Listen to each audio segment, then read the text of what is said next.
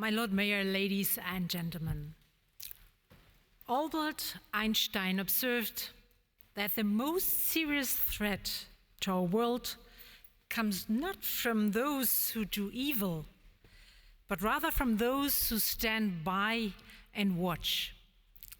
Sadly, this famous remark applies just as aptly to the topic of climate change. The scientific evidence is clear. Numerous studies already outlining the economic damage that climate change is likely to cause and already causing. Yet, climate policies that would mitigate these enormous economic threats are not in place.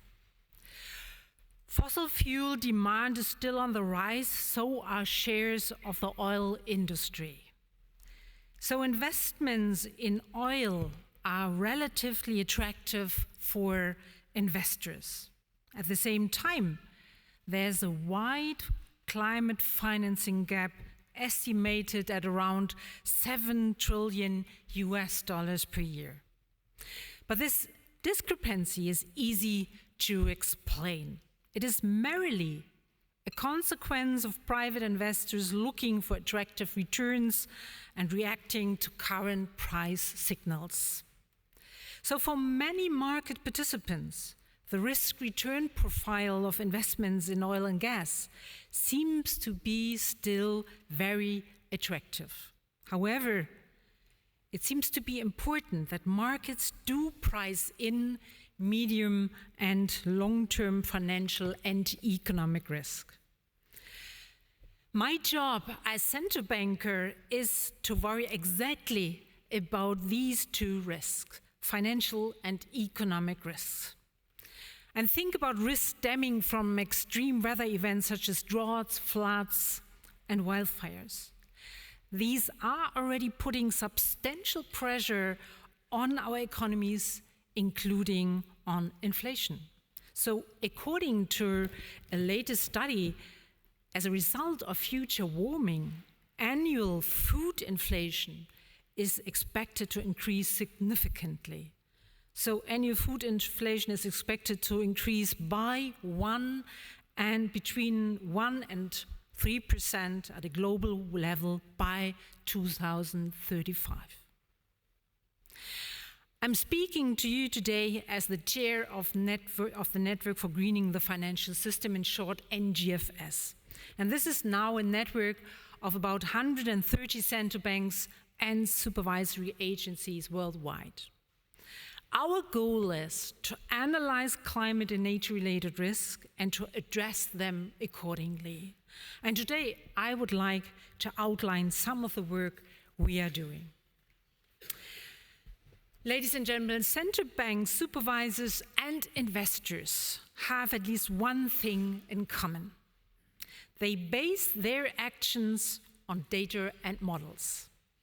One should not react to what one does not understand. And yet, climate change calls for new kinds of data and models. We have to scale back the use of backward-looking models fed with historical data.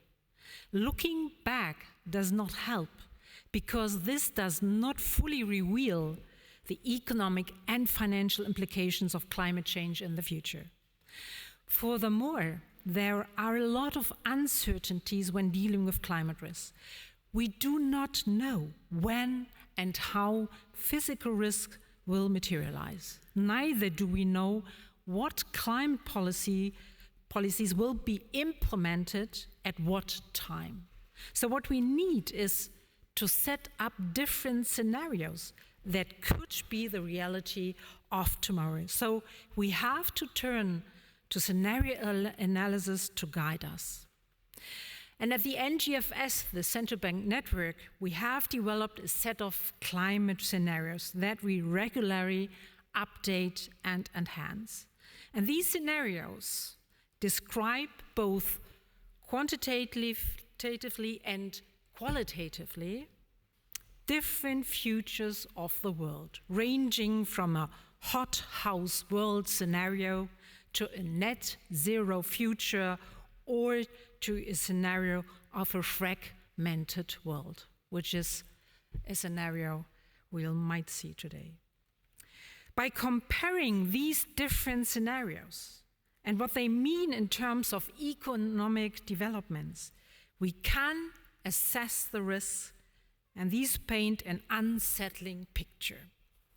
Without timely and appropriate climate action, physical risk could lead to a global output loss of around $15 trillion by 2050.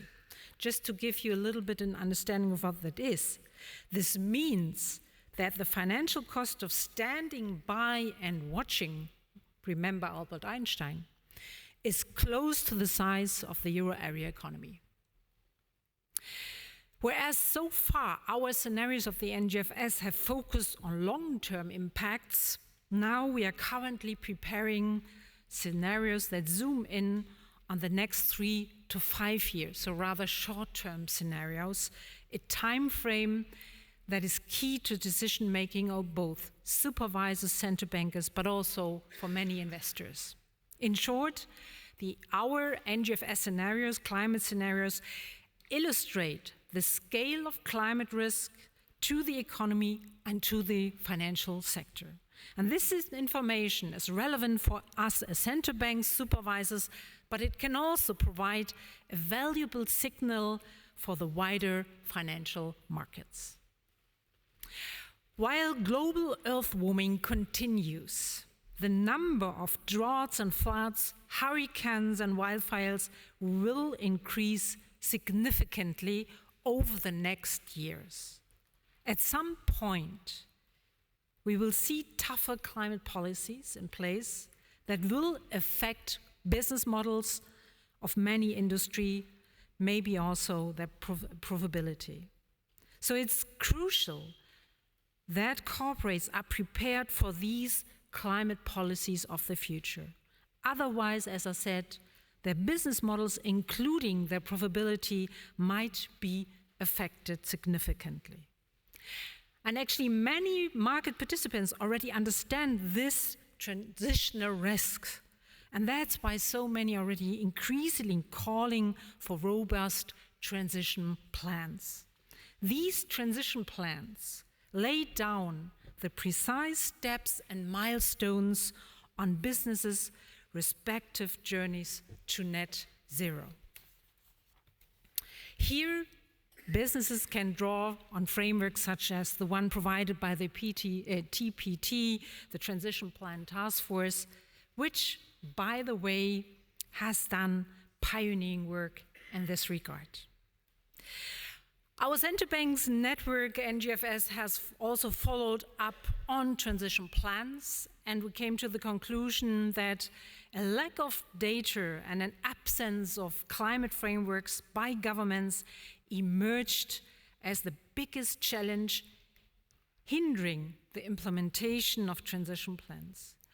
Our report, so the network report, recommends developing international guidance and frameworks for transition planning. It is important to take a holistic approach, but at the same time not overburdening companies and institutions, especially SMEs.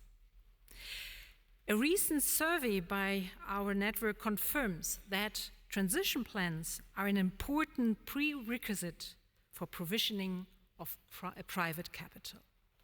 And maybe just one final remark in this regard. Credible carbon price path also enables companies to draw up their own transition plans. And these in turn allow investors to assess the risks of companies that have a plan for a net zero future or those that do not have a plan.